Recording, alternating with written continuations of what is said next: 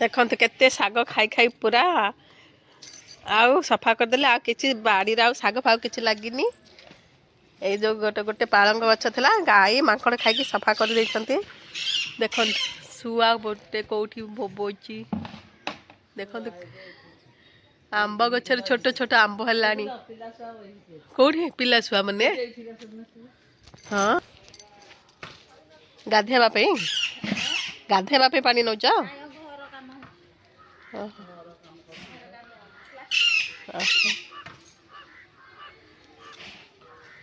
आंब गछरे आंब हेलानी केती आंब हेची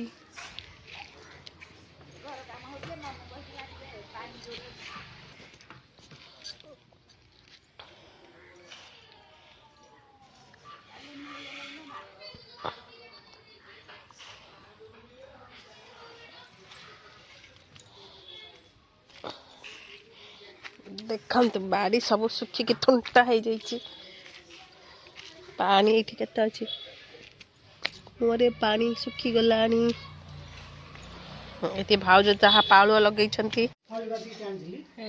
डाली बसी शाग कटा है थुआई फुलकोबी आलू भजा हम आसुंच चाउल पकेबे भात पानी बसची चाउल धोइले देखम तो खोड़ी रोसे आरंभ करदे खाइच कि नहीं खाई नहांती दादा खाई पलैले कण इटली पापाली घर को कौन भजा आरंभ है कोबी आलू भजा डाली फुटण के डाली फुटण होची भजा हम भाजिकी पुणी माछ बाछी कोबी आलू तक केमती रांधे जिमे जिमे जो मुंडा काठ बोल जलुनी एमती काठ जल आम बो काठ साइती रखते यात्रा को मु मनुष्य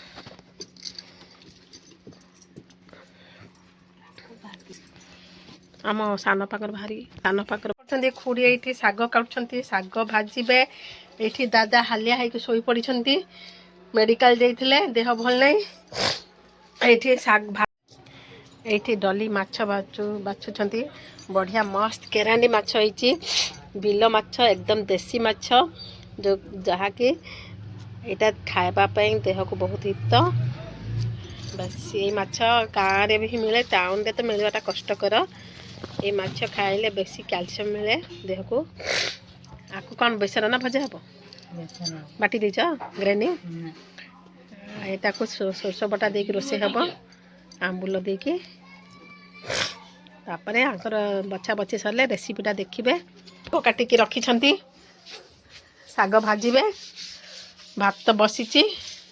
ये कड़े माजिले से दादा लुगापटा सफा करे बोले लुगापटा भिजई खोड़ींकर खिया हो गलानी खोड़ी हैनी कौन खाइल पखाल खाई आम जाऊँ बर्तमान आम रोसे करके आसले आ गोटे भिडियोटे हम एबे कोबी आलू भजा बसई आज किसी हेनी उष्णा पकड़ा कोबी आलू भजा देखते गाजर आलू कोबी फुलकोबी भजा होती सिम बसईदेवी घंटा सब हो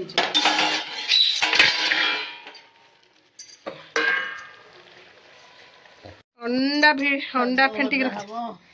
अंडा फेंटिकी रखी तापरे फास्ट कौन कर साग भजा ना अंडा भुजिया ऑमलेट करिवे खुड़ी चुली जाली दादा खाई पलैले ना गाधेवाई माछ स्टार्ट है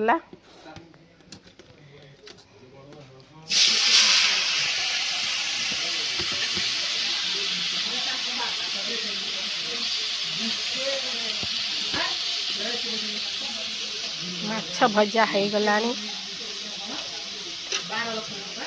अंडा आमलेट हो गला तेल पकईदे अंडा आमलेटा पकईदे अंडा ऑमलेट करगले अंडाटा ढाली देले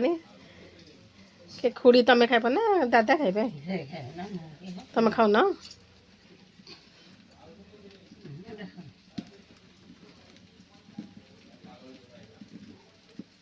केबे खाइन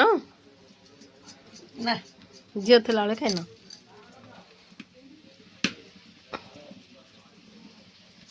मो पिला दिन मो रखे ସେଠାରେ ଆମର କୁକୁଡ଼ା ରଖିଥାନ୍ତି ଦେଶୀ କୁକୁଡ଼ା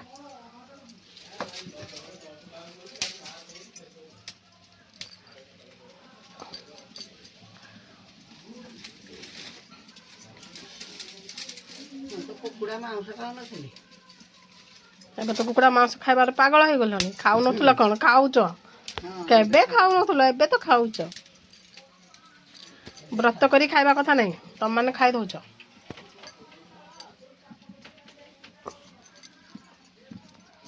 ଆମ ଗାଁଠି ଯେତେବେଳେ ବାହା ହେଲା ଝୁଅ କୌଣସି ମାଂସ ଖାଇବେନି ଖାଉଛ କ'ଣ ପାଇଁ ପକ୍ଷୀ ଆଉ ଏକା ସହିତ ଗରମ ଖାଇଦେବ ଆଉ ଲଞ୍ଚ ବି ହେଇଯିବ ମାଛ ଭଜା ଚାଲିଛି ଏଇନ ରଖିଛି ରୋହି ମାଛ ଛୋଟିଆ ଛୋଟିଆ ଛୋଟିଆ ମତା ଛୋଟିଆ ତାକୁ ବେଶୀ ଆମିଷ ପ୍ରିୟ ନା ଲାଷ୍ଟ ମାଛ ତ ଦେଇଦେଇଥିବ ଆଉ ତାର କୋହଳା ସୋରିଷ ସୋରିଷ ଗ୍ରାଇଣ୍ଡିଙ୍ଗ କରି ଢାଳି ଦେଲେ ଅଦା ରସୁଣ ଜିରା ସୋରିଷ ପଡ଼ିଥିଲା ହେଇଗଲା ମାଛ ତରକାରୀ ଆମ୍ବୁଲ ଦି ଫାଳ ପଡ଼ିବ ଏଇଠି ଆମ୍ବୁଲ ଅଛି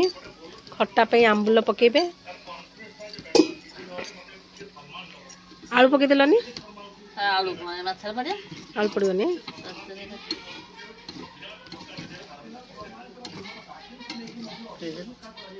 ଗାଈ ଗାଈ ପଚିଆ ଲାଗି ନାଇଁ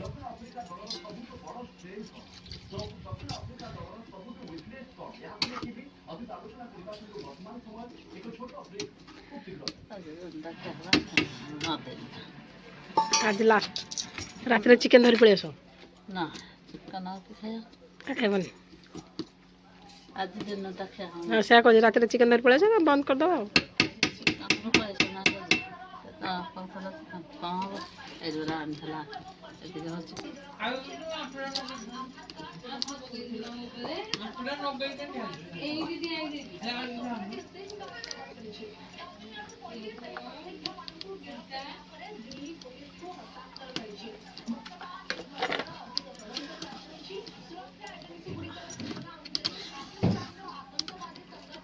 ଭୋଜି ଭାତରେ ଚିକେନ କଲେ ଯେଉଁ କ'ଣ ରଙ୍ଗ ପକେଇ ଦେଉଛନ୍ତି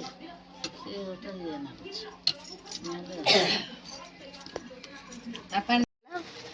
ଏବେ ସେମାନଙ୍କର ରୋଷେଇ ବିଷୟ ହେଲା ତାପରେ ଖାଇବା ପିଇବା ଆରମ୍ଭ ହେଇଯିବ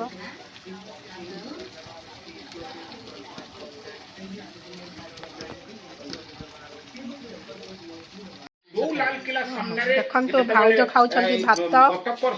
ଆଳୁ ଆଳୁ ଚକଟା ମାଛ ବେସର ଶାଗ ଭଜା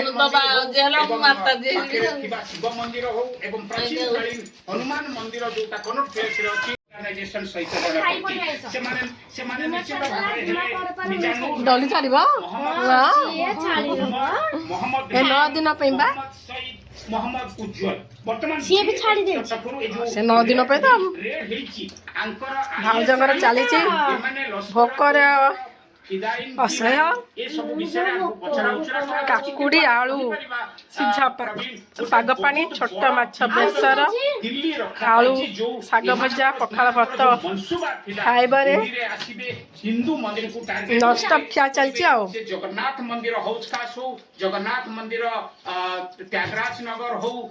ବିର୍ଲା ମନ୍ଦିର ହଉ ସାଇ ମନ୍ଦିର ହଉ ଛତରପୁରରେ ଥିବା ମନ୍ଦିର ହଉ ଝଣ୍ଡେୱାଲନ ମନ୍ଦିର ହଉ ବା ଅକ୍ଷରଧାମ ମନ୍ଦିର ହଉ ଆଙ୍କର ଟାର୍ଗେଟରେ ଆଙ୍କର ରାଡାରରେ ଏ ସବୁ ମନ୍ଦିର ଥିବା ଦିଲ୍ଲୀ ପୋଲିସ ତରଫରୁ ନିଶ୍ଚିତ ଭାବରେ ଇଣ୍ଟେଲିଜେନ୍ସ ଇନପୁଟ ମିଳି ଯାଞ୍ଚ ହଉଥିଲା ଲୋକମାନଙ୍କୁ ପାନିକ ନ ହେବାକୁ କୁହାଯାଉଥିଲା କିନ୍ତୁ ସତର୍କତା ଅବଲମ୍ବନ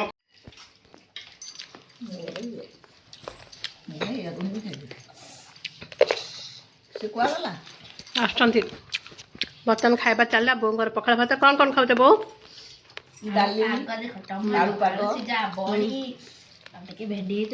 ବୋଉଙ୍କର ଫେଭରେଟ୍ କଞ୍ଚା ଟମାଟୋ ଡାଲି ଏଇଠି ଗୋଟେ ପାଗ ପାଣି ହେଉଛି ବଡ଼ି ମିକ୍ସଚର ଟମାଟୋ ଆଉ ସିଝା ଏଇଠି ଅଛି ଭଜା ଇଏ ହେଉଛି ଡାଲି ଆଉ 15 ଦିନ ଆଉ ଦେଖନ୍ତୁ ଖାଇବା ପିଇବା ଷ୍ଟାର୍ଟ ହେଇଗଲାଣି ଏଇଠି ବାବା ଖାଇ ବସିଛନ୍ତି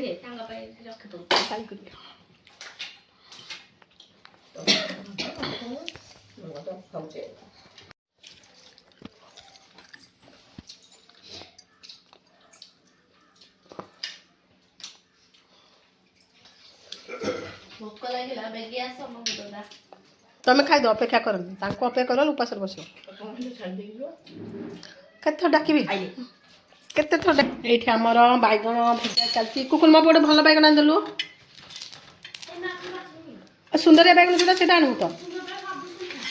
ହଉ ସୁନଠାରୁ ଗୋଟେ ସୁନ୍ଦରିଆ ଆଣିଦେବେ ଏଇଠି ଆମର ଟମାଟୋ ବାଇଗଣ ଭଜା ହେଇଛି କୁକୁର ମୁଁ ଖାଇବ ଆମର ସନ୍ଧ୍ୟାବେଳେ ହେଉଛି ପକୁଡ଼ି ଛଣା ୟା ପରେ ଚା ହେବ ଦେଖନ୍ତୁ ମୁଁ ଏବେ ପକୁଡ଼ି ଛାଣୁଛି ଆଉ ସନ୍ଧ୍ୟାବେଳେ ଟିକେ ଛୋଟ ମୋଟ ଭୋକ ଲାଗେ ସେଥିପାଇଁ ମୁଁ ଯାଉଛି ମୋ ବାବା ଏଇନେ ଡାକି